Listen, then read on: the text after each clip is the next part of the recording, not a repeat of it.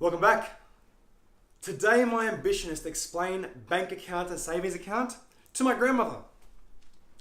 My grandmother, God love her, is very involved in her finances, very switched on, very driven, but no one has actually explained the context as how bank accounts actually work.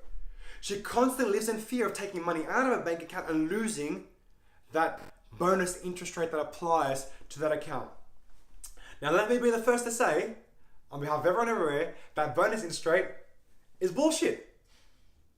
What this comes down to is a ploy for the banks to have you keep your money in. Guys, go to your bank account right this second, look up what that bonus interest rate is. 2%, 1.8%, maybe if you're lucky. You have to understand, banks use this deposit to fund their mortgages, which they're charging 6.5% to 7% on. So what it comes down to is, how are they really incentivizing you? Let's take a real step back. We're going to give them a 2% interest rate on your savings. I'm going to be extremely generous. You have $100,000 now in your savings account. From that $100,000, they're going to give you a bonus percent of 2%. So 2% total on the $100,000. Meaning, for the $100,000 being there in the year, in that 12 months, you're going to get $2,000. First question, what's inflation at? Inflation sits between 2.5 to 3%. So if you're getting 2%, you're falling below inflation. So you're having what's called a real loss. People always say to me, oh, it's inflation, doesn't really matter.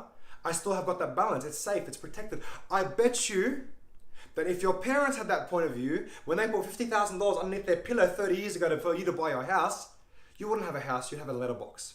So inflation actually really does matter. So that's the first point. They're giving you a return below the inflationary rate, yet they're still charging that 6%. Now, we can't do anything about that system. It is how it is. But let's talk about the incentives associated with that bank account, that 2%. Now, you have that 2% of $100,000, you've made $2,000. Do you have to pay tax on it? Absolutely you do. Now, there's two ways to do that. One, you declare your tax file number to the bank and they put it on your behalf. Or if you don't put that TFN, then they hold it on your behalf above and beyond that of your actual tax file number rate. So, first point, when set up your bank account, put your TFN in play. Now, you have your 2% of your $100,000, $2,000, you have to pay tax on it. So, assume you've got a tax rate of 30%, $2,000 minus that 30%, $600, thanks to my tune-up maths teacher, which I failed, but I'm sorry. $600 minus your $2,000, that's $1,400 left. You've just made 1.4%. Bravo. They've incentivized you to put $100,000 in your account, not to touch it, and you've made a 1.4% return, almost 1% below the inflationary rate. Actually, greater than 1%.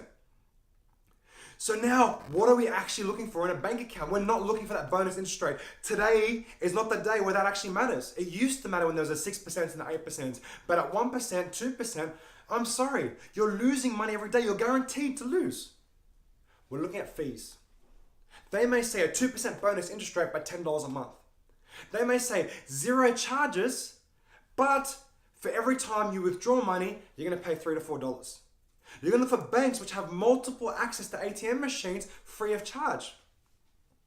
When you're choosing a bank account, you want accessibility. Or maybe you don't. Maybe you're the kind of person who doesn't trust themselves with money in their savings account. You may want limited accessibility. When I first started saving, I used what was called an ING Savings Maximizer. That is not a referral. But when that was the case, I used that because there was no access in ATMs. I had no card, which means I locked the money away and saved myself from myself. Consider your goals, consider your objectives, and then consider accessibility.